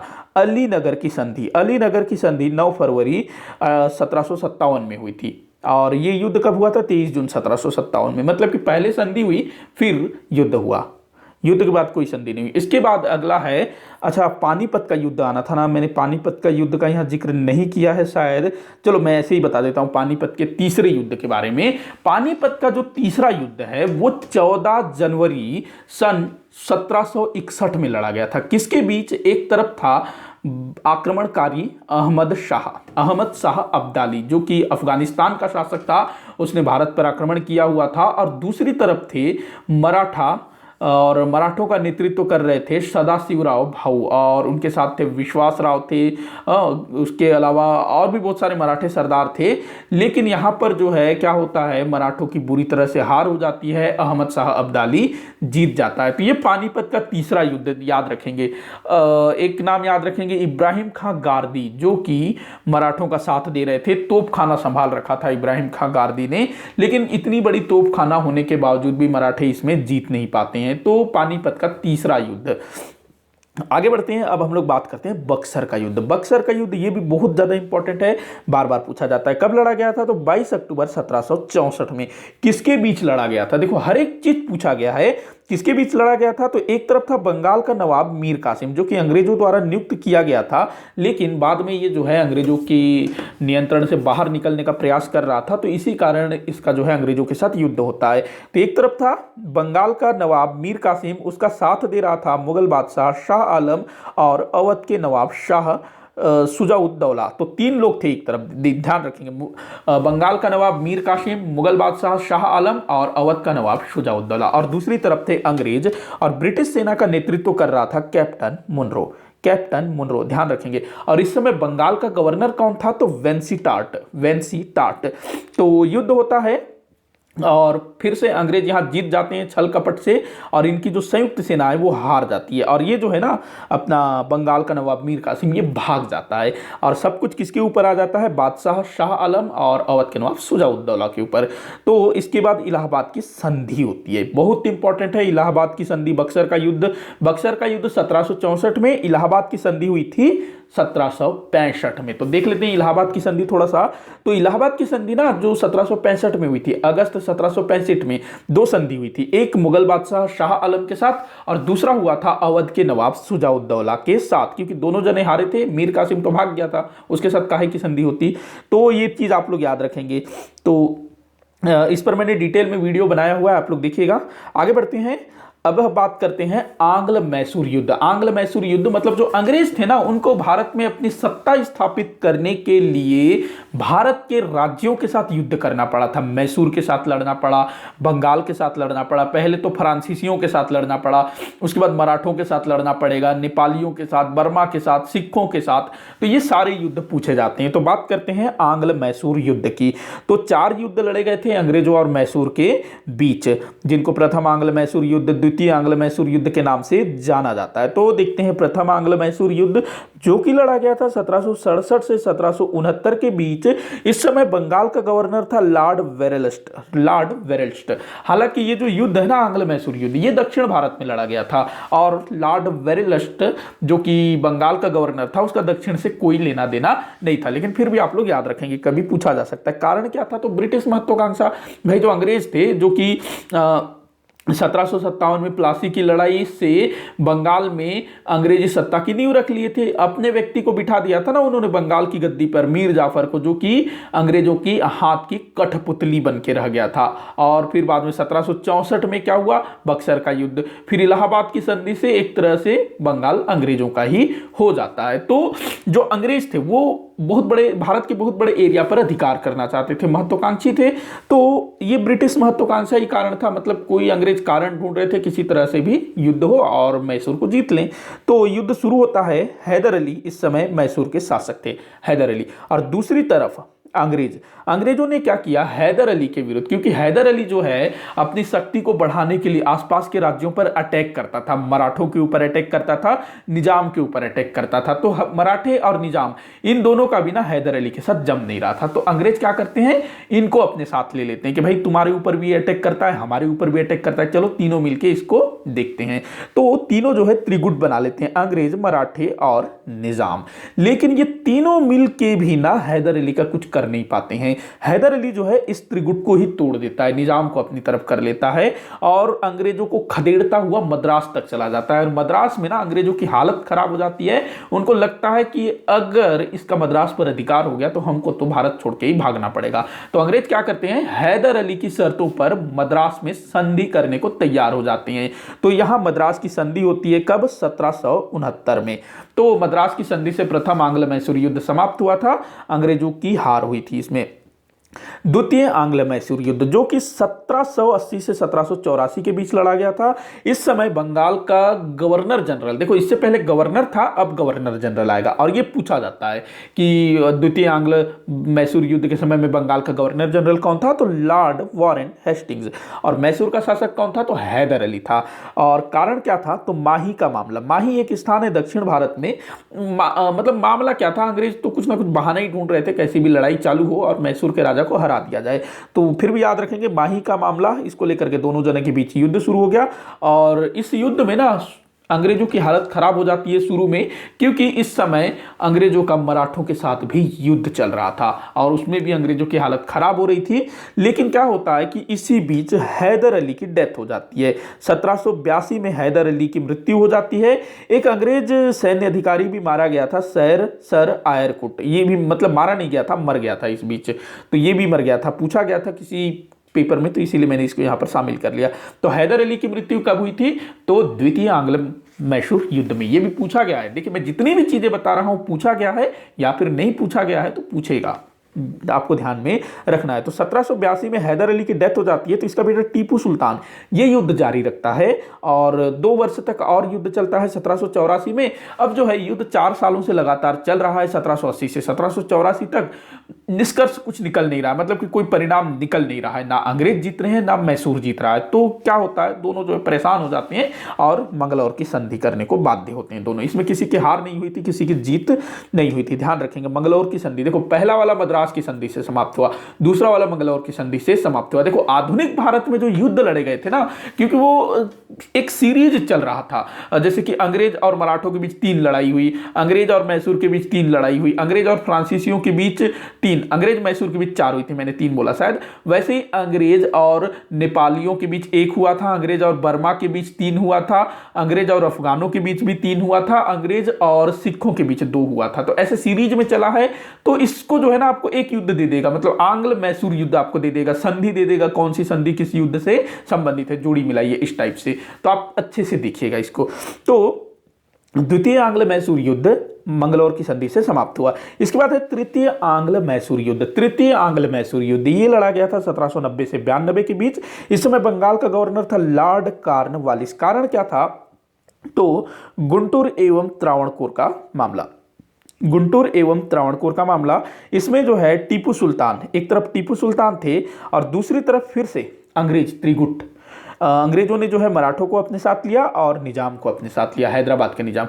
अच्छा, जो दूसरा वाला आंग्ल मैसूर युद्ध था ना, उसमें मराठों ने हैदर अली का साथ दिया था, मराठों और निजामों ने, क्योंकि उस टाइम पर ना मराठों का अंग्रेजों के साथ युद्ध चल रहा था, इसीलिए जो मराठे थे उन्होंने मैसूर के शासक का साथ दिया था दूसरे वाले में।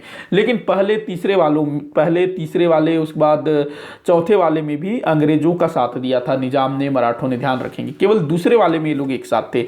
तो तृतीय आंग्ल मैसूर युद्ध में फिर से ये लोग त्रिगुट बना देते हैं और इस बार जो है टीपू सुल्तान की बुरी तरह से हार होती है। ध्यान रखेंगे, जो पहला वाला आंग्ल मैसूर युद्ध था ना, उसमें तो हैदर अली ने अंग्रेजों को नाको चने चबा दिए थे, लेकिन तृतीय आंग्ल मैसूर युद्ध में हैदर अली के बेटे टीपू सुल्तान को हार का सामना करना पड़ता है और अंग्रेजों की शर्तों पर श्रीरंगपट्टनम की अपमानजनक संधि को स्वीकार करना पड़ता है। तो ये ध्यान रखेंगे। अगला हम लोग देखते हैं चतुर्थ आंग्ल मैसूर युद्ध, जो कि 1799 में हुआ था। लॉर्ड वेलेस्ली इस समय ये था गवर्नर जनरल। कारण क्या था, तो टीपू सुल्तान और फ्रांसीसियों की मित्रता। देखो क्या था कि इस समय जो फ्रांस का शासक था ना नेपोलियन, उसने यूरोप में हाहाकार मचा दिया था।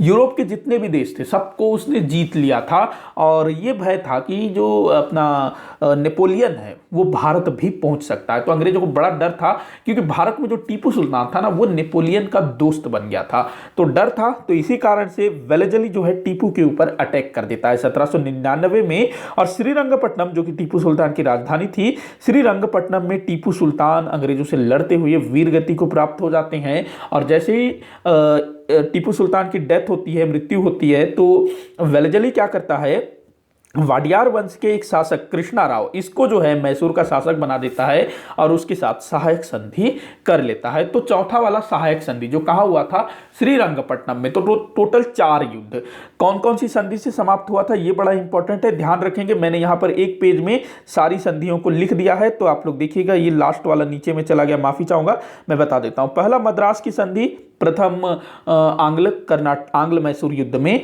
मद्रास की संधि हैदर अली और ब्रिटिश ईस्ट इंडिया कंपनी। दूसरा मतलब कि द्वितीय आंग्ल मैसूर युद्ध मंगलौर की संधि से समाप्त हुआ, टीपू सुल्तान और वारेन हेस्टिंग्स। तीसरा वाला श्रीरंगपट्टनम की संधि और चौथा वाला आपका सहायक संधि। तो ये आप लोग ध्यान रखेंगे। अगला हम लोग देखते हैं आंग्ल मराठा युद्ध। आंग्ल मराठा युद्ध मतलब कि अंग्रेजों और मराठों के बीच जो युद्ध लड़े गए थे ना, तो ये 3 युद्ध लड़े गए थे। तो प्रथम आंग्ल मराठा युद्ध ये हुआ था 1775 से 1782 के बीच। 1775 से 1782 के बीच, मतलब 7 वर्ष चला था। गवर्नर जनरल था लॉर्ड वारेन हेस्टिंग्स और मराठा पेशवा थे माधवराव नारायण राव। पूछा जाता है, सब चीज ध्यान रखेंगे।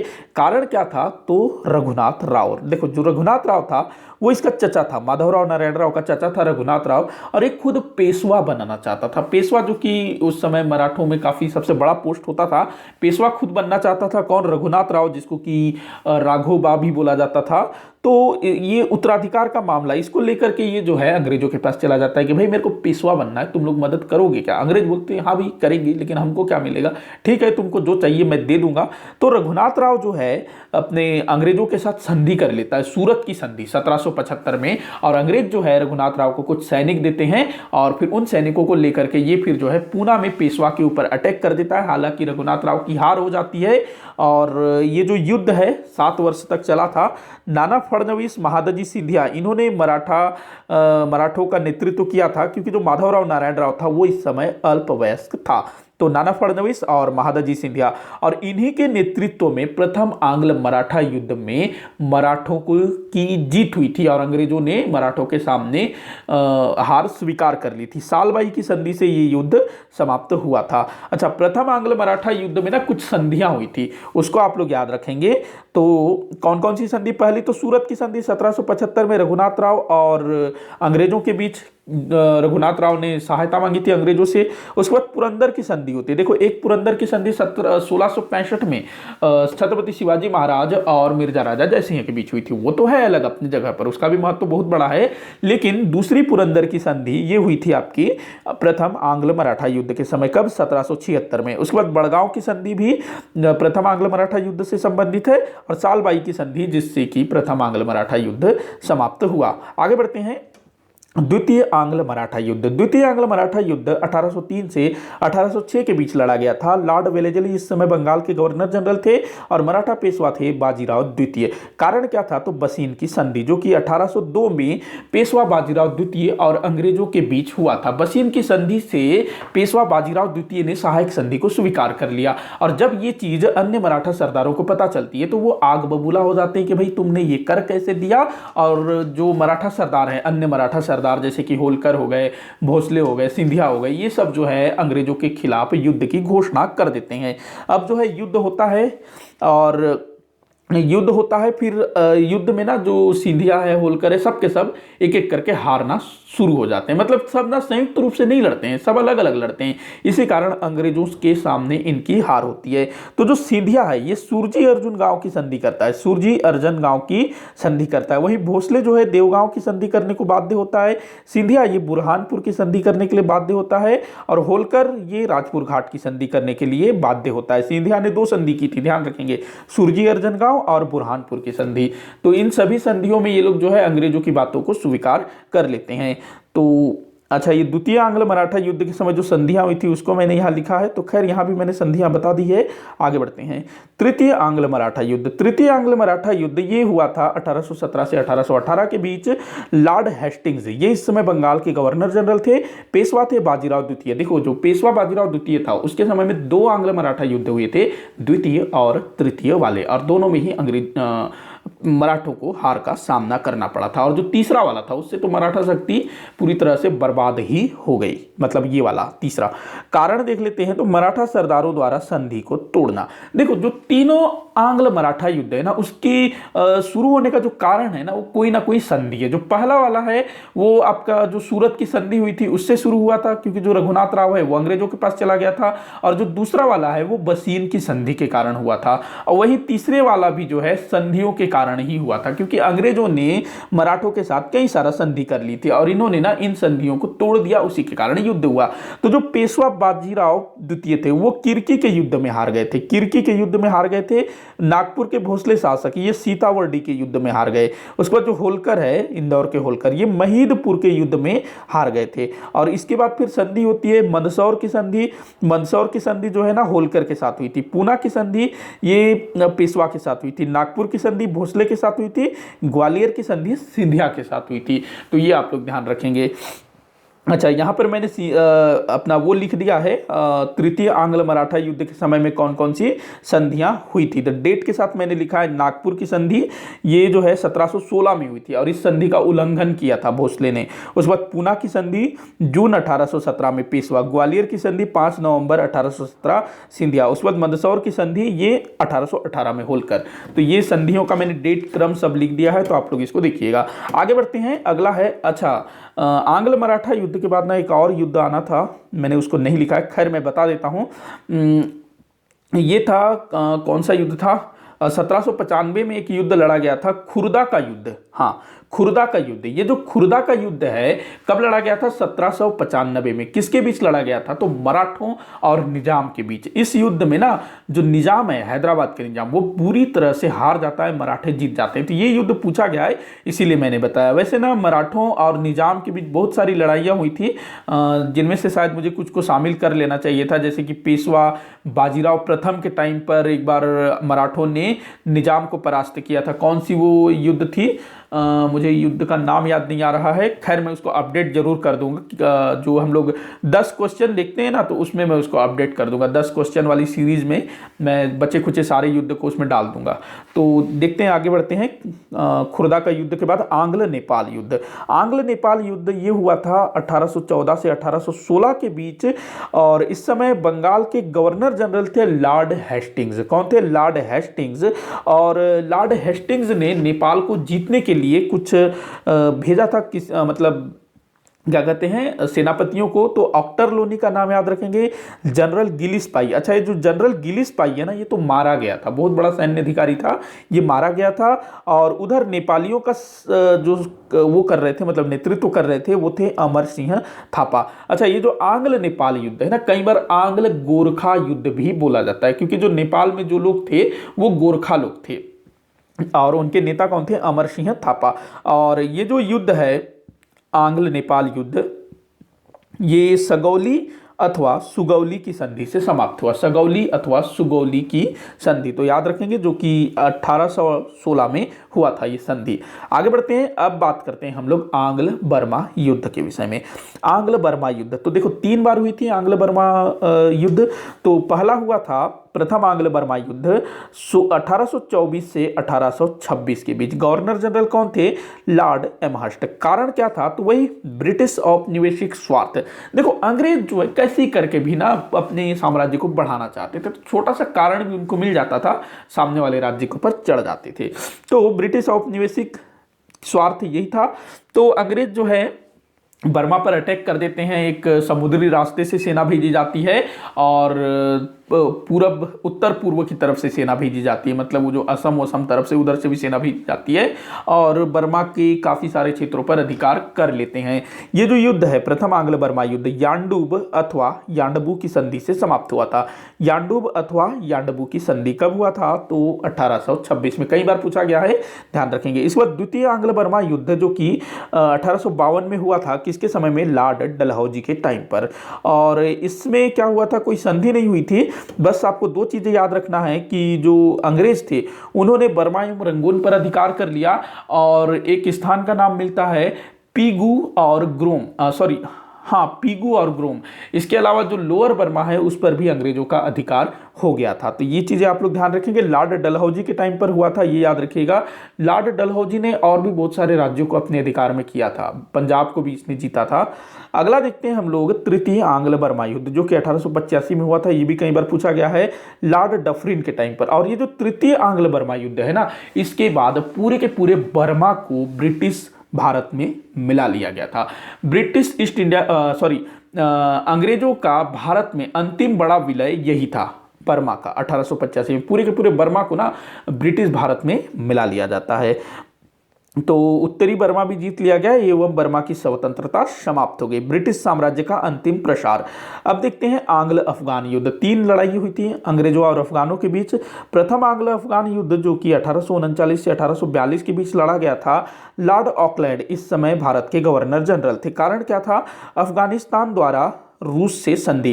देखो जो रूस है ना, वो भी लगातार अपना प्रसार कर रहा था, और रूस की सीमाएं फारस तक पहुंच चुकी थी। और अंग्रेजों के लिए ये था कि वो जो है फारस, अफगानिस्तान, इन लोगों के साथ अच्छे संबंध बनाकर रखे, इनको जो है रूस से दोस्ती करने न दे। तो जो अफगान है वो लोग रूस के साथ संधि कर लेते हैं, तो अंग्रेजों के कान खड़े हो जाते हैं कि भाई रूस के साथ अगर ये लोग दोस्ती कर लेंगे तो रूस जो है इधर भी अटैक कर सकता है। तो इसीलिए ये लोग जो है अफगानिस्तान पर आक्रमण कर देते हैं, लेकिन में अंग्रेजों को असफलता का सामना करना पड़ा। देखो जो अफगान वाला जो मामला था ना, उसमें अंग्रेजों को बिल्कुल भी सफलता नहीं मिली थी, ध्यान रखेंगे। अगला है द्वितीय आंग्ल अफगान युद्ध। 3 हुए थे। ये हुआ था 1878 से 1880 के बीच लॉर्ड लिटन इस समय भारत के वायसराय थे। देखो अब जो है भारत के वायसराय आ जाएंगे, क्योंकि 1858 में गवर्नर जनरल के पद को वायसराय बना दिया गया था। तो ये भी असफल अभियान था। इसके बाद तृतीय एंग्लो अफगान युद्ध 1919 में लॉर्ड चेम्सफोर्ड इस समय भारत के वायसराय थे, ये भी असफल सिद्ध हुआ था। तो आपसे पूछा जा सकता है कि अंग्रेजों का कौन सा युद्ध पूर्णतः असफल रहा, तो अफगान मामले में ये लोग पूरी तरह से असफल रहे थे। इसके बाद बात करते हैं आंग्ल सिख युद्ध। तो ये वाला आखिरी होगा, वीडियो भी काफी लंबा हो गया। तो एक मिनट, क्या हो गया, हाँ, तो आंग्ल सिख युद्ध हम लोग देखते हैं। प्रथम आंग्ल सिख युद्ध जो कि हुआ था 1845 से 1846 के बीच में। इस समय भारत के गवर्नर जनरल थे लॉर्ड डफरिन, माफी चाहूंगा, लॉर्ड डफरिन नहीं, लॉर्ड डलहौजी था। ये डलहौजी वही हड़प नीति वाला, सॉरी डफरिन नहीं, कौन था इस समय, हार्डिंग था, हार्डिंग, माफी चाहूंगा, हार्डिंग था, यहाँ पर डफरिन हो गया, हार्डिंग था इस समय। तो लॉर्ड हार्डिंग ये जो है प्रथम आंग्ल सिख युद्ध के समय में भारत का गवर्नर जनरल था, और पंजाब के शासक थे महाराजा दलीप सिंह, महाराजा दलीप सिंह। तो क्या क्या हुआ था, तो युद्ध होता है, 4 युद्ध लड़े गए थे, 5 युद्ध लड़े गए थे। एक मुदगी का युद्ध, फिरोज शाह का युद्ध, बद्धोवाल का युद्ध, आलीवाल का युद्ध और सबराओं का युद्ध। इनमें से प्रथम जो 4 युद्ध है ना, मुदकी, फिरोज शाह, बद्धोवाल और आलीवाल, ये निर्णायक सिद्ध नहीं हो सके। मतलब ना अंग्रेज जीते ना सिख जीते, क्योंकि जो सिख हैं भाई वो बहुत भयंकर वाले योद्धा हैं। तो अंग्रेजों को पता चल गया कि भारत के मतलब जो ये कितने वीर होते हैं। पहले नहीं तो ना, पहले के जो शासक थे उनके साथ तो वो लोग कूटनीतिक चाल चल करके उनको हरा देते थे, लेकिन यहाँ पर सिखों के साथ भी इन लोगों ने कूटनीतिक चालें चली, लेकिन जो सिख थे भाई वो काफ़ी अच्छे योद्धा होते थे, तो बड़ी मुश्किल से इनको हराया गया। हालांकि कूटनीतिक चालें अगर नहीं चलते अंग्रेज ना, तो सिखों को ये लोग हरा ही नहीं पाते। तो जो सबराओं का युद्ध है ये निर्णायक सिद्ध हुआ। इसमें अंग्रेज जो है जीत जाते हैं, और जो सिख हैं वो लोग फिर संधि करने के लिए तैयार हो जाते हैं। 2 संधि हुई थी, लाहौर की संधि और भैरोवाल की संधि। पहले लाहौर की संधि, फिर भैरोवाल की संधि। और इस संधि से ना महाराजा दलीप सिंह काफ़ी सारी शर्तों को स्वीकार कर लेते हैं कि सेना को कम कर लेंगे, किसी दूसरे यूरोपीय को अपने यहाँ नौकरी नहीं देंगे, ऐसी तमाम शर्तें स्वीकार कर ली जाती है। एक अंग्रेज रेजिडेंट भी रखना स्वीकार कर लेते हैं, हेनरी लॉरेंस, उसको जो है पंजाब में नियुक्त किया जाता है। इसके बाद द्वितीय आंग्ल सिख युद्ध। द्वितीय आंग्ल सिख युद्ध जो कि 1848 से 1849 के बीच हुआ था, और इस बार जो है डलहौजी ये अपना इस समय गवर्नर जनरल था।